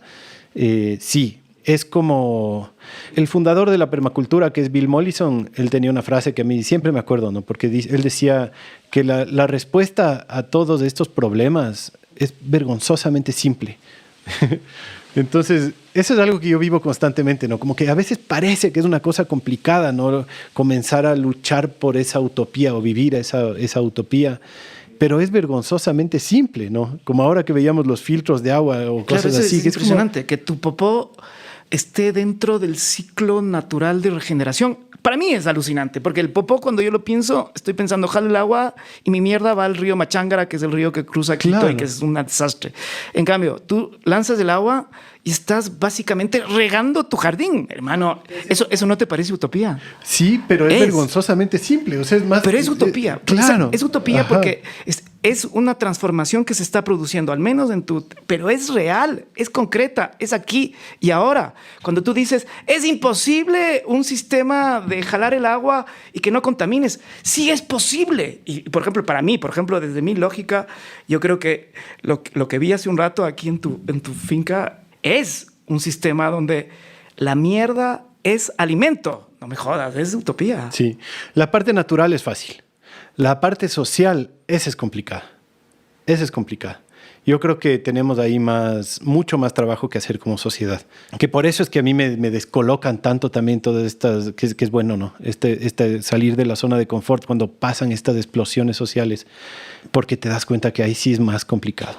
Y, por ejemplo, en la parte social, si podrías como enumerar las causas de por qué es complicado, ¿qué dirías? Porque no tenemos comunidad real, ¿no? Somos una comunidad de miles de millones de personas, básicamente, porque ya ni siquiera es que si bien tenemos la plurinacionalidad, los que no tenemos una nacionalidad ancestral, básicamente somos parte de una nacionalidad global, uh-huh, en donde no hemos aprendido sobre toma de decisiones, no hemos aprendido sobre convivencia. Mecanismo de solución de conflictos. Resolución de conflictos, tenencia de la tierra, ¿cacha? Cómo te organizas en un territorio, cómo distribuyes el poder. Esas cosas a mí no me dejan ¿Y ahí tú dormir. crees que se reproduce lo hegemónico? Es decir, este sistema donde el caudillo es importante, donde el autoritario es... Sí, ahora ya me estás entrevistando a mí, ¿no? Pero sí, sí, yo siento que sí, que seguimos metidos en sistemas hegemónicos muy profundos, porque esa hegemonía viene de estructuras muy antiguas también, no es tan nuevo. Digamos, si bien el capitalismo institucional ya es mucho más nuevo... Pero no hay que ir muy lejos, la escuela. Cuando tú vas de la escuela, el director, el profesor, la negación del vulnerable que es del estudiante, luego el que tienes que repetir, tienes que someterte, el buen estudiante es el que es sumiso, el que es pasivo, y al final eso se va reproduciendo en todo. Sí, y te puedes ir más lejos todavía, el matrimonio. ¿Cómo se junta la gente? ¿Cacha? ¿Cómo se sostiene una cultura? En otro episodio hablaba con la Paulina Ávila de eso, ¿no? Como estamos en una modernidad en donde cada generación tiene que reinventarse la cultura. El Hardy Negri tiene un libro que se llama El Commonwealth y tiene un capítulo sobre el matrimonio. Él sostiene que, digamos, la raíz del egoísmo y esta cosa de crearte burbujas familiares que impiden que tú seas solidario, no con el que está en el campo, con tu vecino que está al frente, es la familia y el matrimonio, que es un sistema de control tan poderoso y también de formación de gente hacia el sistema. ¿Compartirías algo así? Creo que sí, oye. Interesante. Entonces sí, eso es lo que yo creo. La parte natural es vergonzosamente simple. Digamos, es absurdo cómo hemos construido este sistema extractivo, explotador, cuando es tan fácil sembrar bosques, es tan fácil cacar y hacer abono, que nos hemos inventado unas cosas súper pomposas y complicadas y que no tienen sentido, ¿no? Pero la parte social es así, es complicada. Oye, pero quiero hablar de los derechos de la naturaleza. Esto de los derechos de la naturaleza me parece fascinante, ¿no? Por un lado, igual no, obvio. ¿Cómo podemos asumir que la naturaleza no tiene derechos? Es una estupidez total. Pero de ahí, ¿cómo se integra eso en un sistema jurídico? ¿Es posible poner límites a los derechos de la naturaleza? ¿Cómo pones los límites? ¿Una montaña tiene derechos? ¿Un árbol tiene derechos? ¿Un río tiene derechos? ¿El mar tiene derechos? ¿Es un solo ser? ¿Cómo defines naturaleza y cómo le reconoces sus derechos en un mundo en donde los humanos usamos la naturaleza y somos parte de la naturaleza? Ay, la pregunta es muy difícil, Felipe, pero voy a intentar como contestarte desde varias perspectivas. La primera, que yo creo que la gran metáfora que nos jodió como humanidad en el mundo occidental en particular, es una que viene desde un señor que se llama Descartes y que dijo que la naturaleza es como una máquina. Y digamos, a partir de eso, la ciencia y casi todas las disciplinas miraron a la naturaleza como un objeto sin historia, sin contexto, sin vida. Este es el drama de Occidente desde la modernidad, digamos. Y fíjate, de ahí tú puedes encontrar aplicaciones, pero en todo, en la filosofía, en la medicina, en la antropología, en la química, en la física, es objeto. Y puedes desarmarle, quitarle, puedes diseccionar. En mi época todavía diseccionaban sapos, hermano, en clase de biología. Fíjate, era un ser que coges ahí, que está vivo y le partes en la mitad. En mi época todavía tenías estos, ¿cómo se llamaba? Estas ondas. Yo justo ayer defendía la disección. Pero fíjate, lo que, más allá de, porque hay un montón de cosas que uno puede reflexionar alrededor de eso. Solo para decir que yo defendía la disección si es que después se comerían al animal. De acuerdo, yo también estoy de acuerdo. Si no, sí me parece una aberración. En mi época, por ejemplo, en el barrio, irse a la quebrada, ir a matar pajaritos, digamos, no había ningún cargo de conciencia en relación a este tipo de cosas, porque digamos la metáfora de que la naturaleza y todas sus manifestaciones es objeto y cosa. Y si pasas al mundo del derecho, es propiedad. Y además, si tú ves cómo se ha ido evolucionando la economía y todo, nos fuimos apropiando primero de la tierra, que fue un movimiento bien jodido, que es el movimiento que le llaman en inglés de los enclosure, de los cercados, que comienza desde el siglo XII y tardó varios siglos hasta que la gente admita que la propiedad es privada, hermano. Eso fue una lucha increíble de quienes se adueñaron de la tierra. Pero entonces, este concepto de que tú compras la tierra y tienes derecho al uso, al abuso y a la disposición, es decir, a vender y comprar, cosa. Así que ese concepto, digamos, está absolutamente arraigado en la economía. El capitalismo se basa en la lógica de que la naturaleza es un recurso que tú puedes explotar y te puedes beneficiar y apropiar y puedes lucrar. Esto es lo que está en el mundo contemporáneo. Entonces, decir que la naturaleza tiene derechos es una idea tremendamente revolucionaria y tremendamente difícil de aplicar. Claro, y a la vez vergonzosamente obvia. Vergonzosamente obvia. El concepto contrario a la propiedad de la naturaleza es lo común. Y lo común quiere decir que está fuera de la esfera de lo apropiable. Pero no como dicen los liberales económicos, que es porque es imposible como la luna o las estrellas, sino porque es una decisión colectiva de que no puede ser sujeto de apropiación. ¿Cuál es la diferencia del derecho a la propiedad con lo común? Es que sin la propiedad tú puedes usar, abusar y vender y comprar. En lo común, tú solo puedes usar y cuidar. Fíjate, usar y cuidar. Cuando tú miras, la otra vez leía un estudio antropológico de unas norteamericanas sobre la economía en la Amazonía ecuatoriana. Por ejemplo, el mundo guaraní quizás es el todavía más como que vive con la naturaleza. El 70% de ellos tienen consideración de lo común. El 30% es cuando salen a la ciudad, salen al pueblo, pero el 70% ellos usan la selva y cuidan la selva. La Laura Rival decía que, por ejemplo, la concepción de naturaleza y de abundancia que tienen ellos es como un árbol que tiene 1000 cosas ahí y que los pájaros llegan, toman y se van. Así como los pájaros llegan los humanos, sacan los frutos y se van.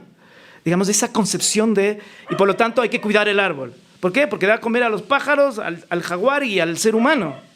Esta lógica de usar y cuidar. Eso es lo común. Chile avanza, cosa que no hizo Ecuador, en ya reconocer algunos objetos comunes en la Constitución. Están los glaciares, están los páramos, están los nevados, algunas montañas, algunas islas, pero ya es increíble. ¿Sabes? Estamos otra vez volviendo a esta lógica y va a ser un proceso súper necesario Y ojalá no sea lento, Felipe, porque si es que es lento, le vamos a destrozar a este planeta con el cambio climático y la crisis. Entonces, por ejemplo, ¿qué es lo que hace la Corte Constitucional? La Corte Constitucional dice que toda la naturaleza es sujeto de derechos como reconoce la Constitución, pero cuando les llega una demanda, como el río Akepi, como los manglares, como el bosque de los cedros, como la mona estrellita, digamos, cuando les llega una demanda, si ya es sujeto, como cualquier otro sujeto, si yo ahorita, digamos, te golpeo, Felipe, y te rompo la oreja, digamos, y me haces una demanda, ¿qué es lo que pasó? A Felipe, ¿qué le pasó? La oreja. La oreja, ¿qué es lo que tenía antes? Tiene que escuchar, tiene que... Entonces hay que rehabilitar, hay que pagarle. Igual es con el río, igual es con la montaña. No hace falta decir que la montaña es sujeto de derechos, pero cuando llegas a juicio, sabes qué es la montaña Cotacachi, sabes qué es el río Monjas. ¿Y qué es el río Monjas? Fíjate lo lindo del concepto. Vuelve a tener historia, vuelve a tener contexto y es un sujeto con vida. Entonces, el río Monjas y el río Akepi, ¿cómo era antes? Era un río que tenía, digamos, vida alrededor, que tenía peces, que tenía una quebrada chiquitita, que no estaba erosionado, que tenía un caudal de no sé cuántos milímetros por metro cuadrado, yo qué sé. Y de pronto, ¿ahora qué tiene? Aguas hervidas, ya no hay peces, ya no está regando, no está sirviendo, está contaminando los regadíos en Guayabamba, yo qué sé. Y entonces, fíjate lo que hizo la Corte Constitucional, es decir, entonces este sujeto, como tiene historia, se puede ver que antes tenía una vida diferente a la que tiene ahora, un caudal diferente, la composición química del río era diferente y por lo tanto hay que restaurarle. Es un mundo de posibilidades enormes. Y quizás una de las cosas más importantes de decir que tiene sujeto de derechos es que cuando tú dices que algo es sujeto, el primer deber que tiene la gente es respetar. Entonces, fíjate, cuando uno mira a la mujer o a los afrodescendientes, cuando eran objeto, estaban dentro del mercado. Tú podías comprar, podías venderle, podías disponer y hasta podías cortarle la mano, ¿sabes? Esto es uso, abuso y disposición. Cuando le dices los afros ya no son cosas, objetos, sino que son sujetos, entonces pueden votar, se respeta su integridad, se respeta lo que son. Lo mismo es con la naturaleza, como dice una sentencia, guardando sus características particulares dentro de su función ecosistema. Hay que conservar y preservar esto. El antídoto jurídico para combatir desde el derecho al cambio climático va a ser por la lógica de reconocer como sujeto la mayor cantidad de ecosistemas. Este es el camino al que tenemos que ir. A la fuerza, ojalá racionalmente, como creo que hace Chile, si se aprueba la Constitución el 4 de septiembre, ojalá, y como hizo Ecuador, y como está haciendo un montón de países, fíjate, el río Atrato, en India, en la China, en Argentina, digamos, hay una conciencia emergente que ya está pensando que la naturaleza tiene vida y da vida. ¿Puedes darnos un ejemplo? Tú estuviste de juez de la Corte Constitucional, tuviste casos de derechos de la naturaleza y fallaron a favor de la naturaleza. ¿Puedes darnos uno de los ejemplos emblemáticos de cómo fue tu experiencia ahí? ¿Qué pasó? Fíjate, la discusión era súper interesante porque era innovadora. La discusión era, la Constitución, en primer lugar, dice la naturaleza es sujeto de derechos. No te dice es del perro, es del animal, es del mono, es del montaña, es no sé qué. Esa fue la primera discusión. Nos pegamos un primer round con un río que al final, digamos, se perdió el caso. Era un río que se llamaba el río Chibunga en Riobamba, que yo lo fui a conocer. Oye, me fui a ver dónde nació ese río, me fui a bañar en la cascada. No salió por cosas procesales, unas discusiones ahí que tienen mucho que ver con esta cosa de qué es más importante, la justicia material o la justicia formal, pero digamos, ese es un debate en el derecho. Pero lo interesante del debate fue, digamos, el poder decir ¿por qué la gente debería ser orgullosa de su río? ¿Por qué la gente debería ir un fin de semana a bañarse en el río? ¿Y por qué el río no debería ser una cloaca? Que es lo que pasa en casi todas las ciudades, menos en Cuenca, digamos. ¿Por qué no es parte de la identidad un río? Pero fue interesante la discusión. Y el problema, Felipe, yo creo que al final es tener información, segundo, conciencia, y tercero, mirar cómo el derecho puede o conservar la contaminación o puede transformar. Eso para mí es como importante. Y esto yo creo que fue súper pedagógico ahí entre los jueces y juezas, y fueron saliendo los casos el último año, que fue, para mí, digamos, fue quizás mi mayor satisfacción personal de haber estado en una corte que aplicó por primera vez de forma profunda los derechos de la naturaleza. Entonces tienes los cedros, tienes el río Akepi, el río Monjas, la mona estrellita, los manglares y Sinangoe. Estos son los casos, digamos, ya está. Ojalá ese camino que apenas creo que se abrió la puerta, sea un camino que sigamos recorriendo los juristas, las juristas y también los jueces y las juezas. Yo tengo confianza de que sí, pero no hay otra, Felipe, no hay otra. O sigues haciendo lo mismo de siempre, que es destruir la naturaleza, o la proteges, la cuidas. Y creo que uno tiene que aprender con humildad que no podemos vivir sin naturaleza. El aire, el agua, el alimento, ¿de dónde viene? Y esta soberbia de creer que nosotros somos superiores, y no solo superiores, sino la mejor especie. Es una soberbia, hermano, que no se justifica por ningún lado. Uh-huh. Desde este podcast igual varias veces hemos criticado el modelo de conservación, digamos, convencional, ¿no? De irse al otro extremo, ¿no? De no solo los humanos no somos la mejor especie, sino que somos la peor especie, ¿no? Somos un asco, destruimos todo lo que topamos, no nos merecemos, no podemos topar la naturaleza, entre comillas, porque somos malos. Y también creo que tenemos que luchar contra eso, ¿no? Y buscar otra vez, ¿no? El camino del centro, ¿no? Porque el Raimundo Lavé decía en otro episodio, él decía, cambiemos las palabras de cuidar el bosque, proteger el bosque por impulsar el bosque, ¿no? Que yo estoy muy, muy, muy por ahí, ¿no? Como que sí, los derechos de la naturaleza, pero no podemos excluirnos de ella. Es decir, tenemos que conseguir una manera en la que podamos impulsar esa naturaleza, mantener las funciones del ecosistema, potenciar la biodiversidad, pero incluidos, ¿no? Y ahí es donde yo pienso como, ¿qué va a pasar cuando esto se comience a convertir en una práctica común? Por ejemplo, si la naturaleza tiene derechos y yo veo a un vecino cortar un árbol, ¿le puedo denunciar? ¿Cacha? Sí.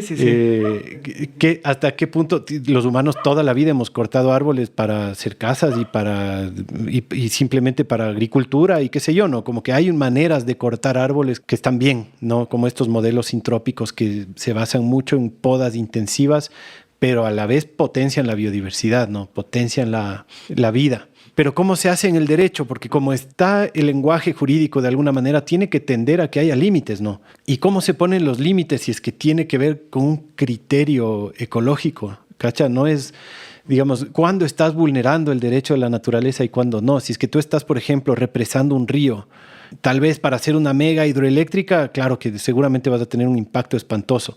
Pero si es que represas un río como hacían los australianos ancestrales para generar marismas y impulsar la vida, es diferente, ¿cacha? Si es que cortas un árbol para que crezcan 100 especies más, es una cosa. Si es que deforestas todo un campo para hacer minería, es otra. Entonces, qué difícil poner límites. Difícil. A ver, te voy a decir algunos desarrollos que hizo la Corte, que me parece que son súper importantes.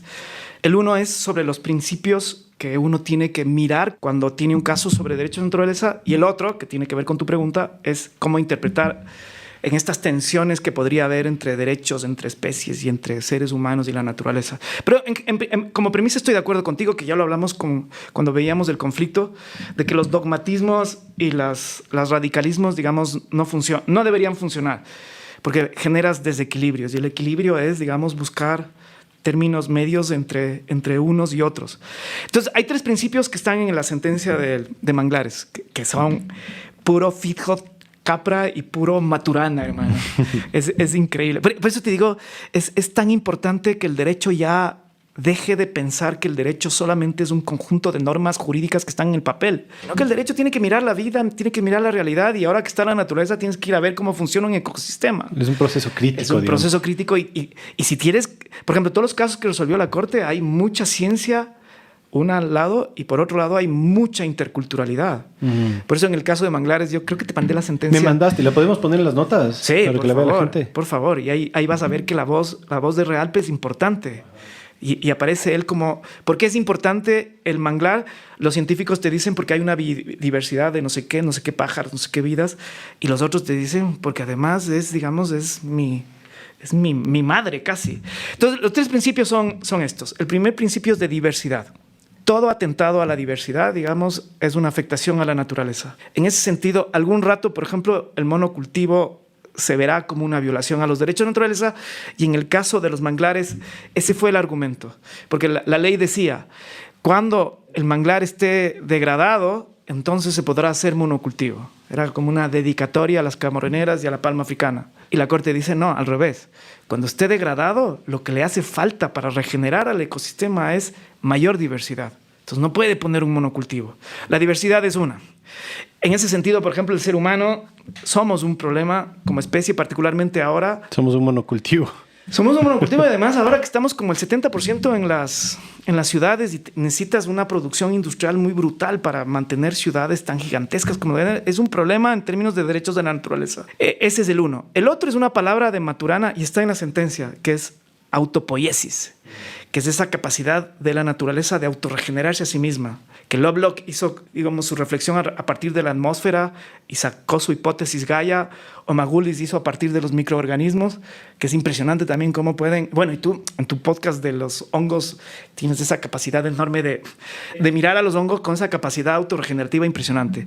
Entonces, cuando haces una intervención humana que pones un obstáculo, dificultas o eliminas la autorregeneración, hay violación a los derechos de la naturaleza. Si entras a la Amazonía y haces un pozo petrolero de tal forma que y con una carretera y colonizas y talas los bosques de tal forma de que desaparece el jaguar, violaste, digamos, los derechos de la naturaleza porque no permites la autorregeneración en esa lógica también, por ejemplo, este es un debate que hay que tener y que Maturana mencionaba lo de los castores. Cuando tienes una cantidad enorme de castores y estos castores están, digamos, cavando huecos por todo lado y los árboles comienzan a caerse, el ecosistema se elimina. ¿Qué hay que hacer? Hay que matar castores.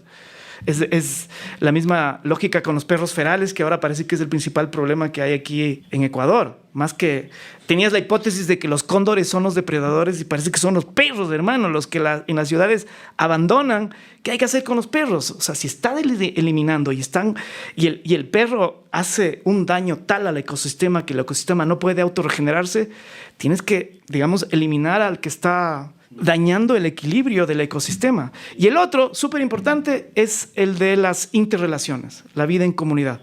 O sea, entonces tienes diversidad, autorregeneración y las interrelaciones entre todos los elementos de un ecosistema. Entonces, si tú pones palma africana y esa palma africana hace que ya no se interrelacionen los animales con no sé qué, con no sé cuánto, se vulnera los derechos de la naturaleza. Si tú ves, por ejemplo, la permacultura, por ejemplo, cumple con estos tres. Promueve la diversidad, promueves la autorregeneración y estás consciente de que todos los elementos conviven entre sí. Muy bien. ¿Cómo miras a los animales, a los seres, a las especies, a los ecosistemas? Ahí hay tres principios. Dos de ellos están desarrollados en la sentencia que se llama la Mona Estrellita, y el primero es la interespecie. ¿Cuál es la esencia del ser humano? ¿Cuál es la esencia de un perro? ¿Cuál es la esencia de un monte? ¿Cuál es la esencia de un árbol? Y entonces tú miras ahí. Entonces, por ejemplo, el ser humano es depredador en la historia de la vida, hermano. Entonces, decir que ahora todo el mundo somos veganos, vegetarianos, digamos, es irte contra la especie. Entonces, sí, hay unos que pueden tener esa opción, pero también, digamos, es la característica del depredador. El depredador es tremendamente importante en los ecosistemas. En la historia de la humanidad, digamos, nosotros hemos sido depredadores feroces. Cuando tú miras los mapas de diversidad y cuando entra el ser humano, no el ser humano, digamos, el Homo sapiens o el homínido en general, hemos depredado de forma impresionante los ecosistemas. Y Maturana decía una cosa súper interesante, porque decía, el ser humano, a diferencia de otras especies, tiene capacidad de racionalizar y, por tanto, de autocohibirse sin necesidad de que utilices la fuerza, yo qué sé. Ese es un principio, es cuál es la esencia de cada uno de los elementos. Y luego mirar. Entonces, si tu esencia es ser comido, digamos, no es violación a los derechos a la vida, digamos, que te coman, porque ese es, o matar si es que eres depredador. O si vas a una sabana africana y te come un león que está muerto de hambre, digamos, el león no... En general, las especies, las especies, digamos, viven con estas normas de la cosa. Y el otro es el principio ecológico, que tiene que ver con la conservación y estas cosas y equilibrios y estas vainas. Entonces, decirte cuáles son los límites, en principio te podría decir que los límites son estos de que no afectes la diversidad, la autorregeneración, ni las interrelaciones de los ecosistemas. Ese es el límite. Entonces, si tú miras desde la lógica de los derechos de la naturaleza, casi todas las actividades extractivas, industriales, deberían estar seriamente restringidas y algún rato ojalá prohibidas. Qué increíble. No me esperaba una respuesta así de increíble. Qué bueno. O sea, esos precedentes están sentados en nuestra Corte Constitucional. Ya pasaron en esos casos en donde se reconoce la biodiversidad, la naturaleza de cada especie, la autorregeneración. Todo eso son precedentes legales que ya fíjate están. la mona estrellita. Es tan interesante ese caso, porque en ese caso dice, este es una mona chorongo, dice, por el principio interespecie, la mona chorongo no puede estar en una casa. Tiene que garantizarse su hábitat silvestre. Eso fue contra la mujer que en el fondo decía que podía domesticar una mona choronga. Entonces la corte le dice, no, la regla general es que la mona choronga no es un animal doméstico y tiene que preservarse su vida silvestre. Pero al mismo tiempo dice, como pasó 20 años en la vida y se domesticó, digamos, ahí el derecho, digamos, hay que mirarlo en el contexto. ¿Podía la mona choronga, que vivió 20 años en la casa de una persona, salir y de pronto estar en un mundo silvestre o en un zoológico? La mona murió a las 2 semanas. Entonces la corte dice, por el principio interespecie y ecológico, uno tiene que mirar el contexto y los contornos de un caso. Pero la regla es que cada especie tiene que vivir en función de su esencia animal, digamos. Qué increíble. Y igual, estas sentencias de la Corte Constitucional en la que tú participaste son pioneras. Primera vez que pasa eso en sentencias constitucionales. No, a ver, hay algunas que son súper interesantes. Por ejemplo, quizás en América Latina la más importante en ríos ha sido la Río Atrato. Pero fíjate, hay una diferencia. Ese es en Colombia, ¿no? Ese es en Colombia. El Río Atrato, porque el Río Atrato surge la protección al río a partir de la concepción cultural que tienen las personas indígenas que viven alrededor del río. A pesar de que ahí no tienen derechos de la naturaleza. No, por eso te digo. Entonces ¿no? crearon una categoría que se llama derechos bioculturales. Pero nosotros, por ejemplo, podemos ontológicamente defender la naturaleza por sí misma, más allá del interés humano o de la percepción que tienen quienes consideran la propiedad de la naturaleza. Esto es lo interesante. Entonces, claro, para mí el deseo, por ejemplo, y el reto es que ojalá haya más sujetos de derechos y ojalá, digamos, este país que es tan hermoso pueda seguirse conservando. ¿Y podría llegar el punto en que la megaminería sea un delito, por ejemplo?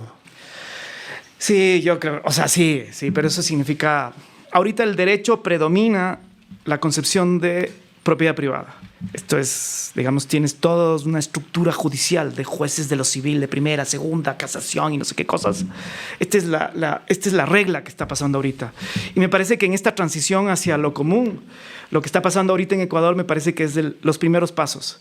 Entonces sí, propiedad privada todo, pero cuando tienes ríos, cuando tienes este ecosistema, ojalá vayan a la corte páramos, ojalá vayan montañas, ojalá vayan, digamos, selvas, ojalá vaya el Chocó andino.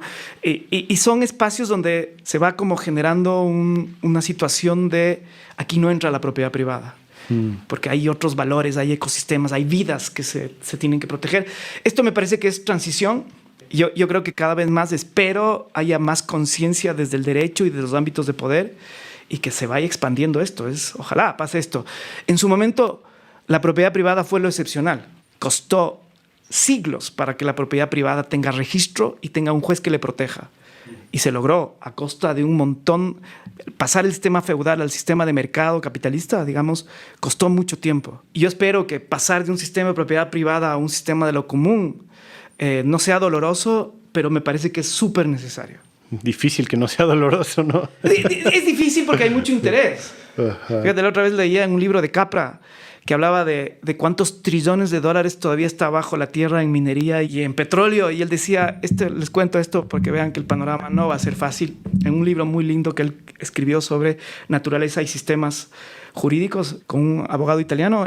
Pero fíjate, él decía, es difícil, pero hay una transición sin duda cultural. Para mí ustedes, cuando tú hablas, por ejemplo, cómo construir una casa sin la lógica tradicional, cómo sembrar un lugar, cómo, digamos, ahí me parece que ustedes no son los únicos. Y cuando le ves al papú que está aquí en el micrófono y traes un mexicano y traes un chileno y luego habla, y luego el movimiento nace de un señor de Australia, era... El de la permacultura. El de la permacultura. Fíjate, es un movimiento global súper emergente. El Deep Ecology no tiene ni 30 años. Los derechos de la naturaleza tienen 10. La permacultura, ¿cuántos años tiene? 50. 50. Y si sumas esos del saber ancestral de la gente de la cual ustedes aprenden mucho, digamos, es un sistema milenario de resistencias, hermano. Yo sí veo esperanza en todo esto. Bien. qué bacán. Uy, ya vamos casi 2 horas y pucha, yo me quedaría hablando 2 más, pero creo que parémosle ahí. Parémosle ahí, sí.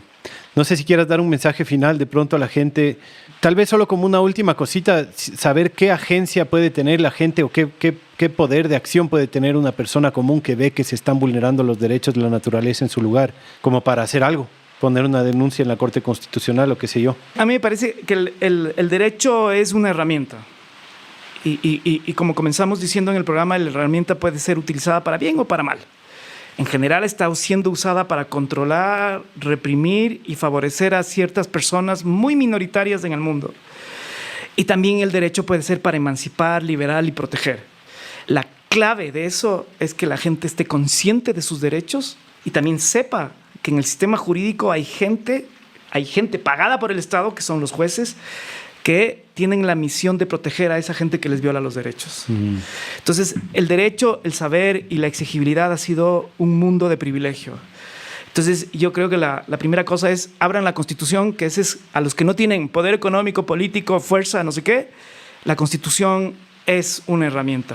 No siempre funciona, porque a veces los jueces y la función y el Estado funcionan por intereses distintos al derecho, pero no deja de ser una herramienta. Y cuando uno mira las conquistas jurídicas, los grandes cambios, por ejemplo, el establecer el seguro social, el establecer los derechos laborales, el reducir las horas de trabajo, el que la mujer pueda votar, todos han sido conquistas de los grupos vulnerables por reconocimientos jurídicos. Ahora está reconocida la naturaleza.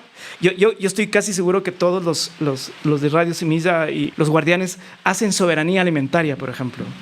O sea, cuando tienes lugares como esta finca y está al lado de una floricultura, puedes pelear si es que te estás llevando cosas químicas o es una producción que está rompiendo la diversidad, la capacidad de regenerar. Puedes demandarlo jurídicamente. Digamos, es posible. Entonces, el derecho es una herramienta y hay que estudiarla, aprenderla y hay que usarla. Ese sería mi mensaje. Bien. Chévere, Ramiro. Te agradezco muchísimo. Me ha divertido un montón esta charla y espero tenerte pronto, Felipe, de vuelta otra vez. Ojalá no hayamos aburrido a la gente y solo decir que admiro un montón a todas esas personas que han pasado por estos micrófonos, decirles que les agradezco por esos esfuerzos cotidianos de regenerar la naturaleza y también regenerar socialmente con todos los conflictos y dificultades que tenemos. Mandarles un abrazo y agradecer por la existencia de esta radio, Felipe, y decir: contribuyan, por Dios. Porque me parece a mí que es un principio de reciprocidad. Yo cuando decidí colaborar con la radio, yo pensé, estoy aprendiendo tanto de ustedes y ¿cómo puedo devolver? Y es un devolver, el pagar, digamos, mi cuota anual, es un devolver no en el sentido de que quiero que alguien se enriquezca, sino de que quiero que siga esta escuela de aprendizaje. Les admiro un montón y porfa, sigan adelante. Qué bacán, gracias. Chao a todos.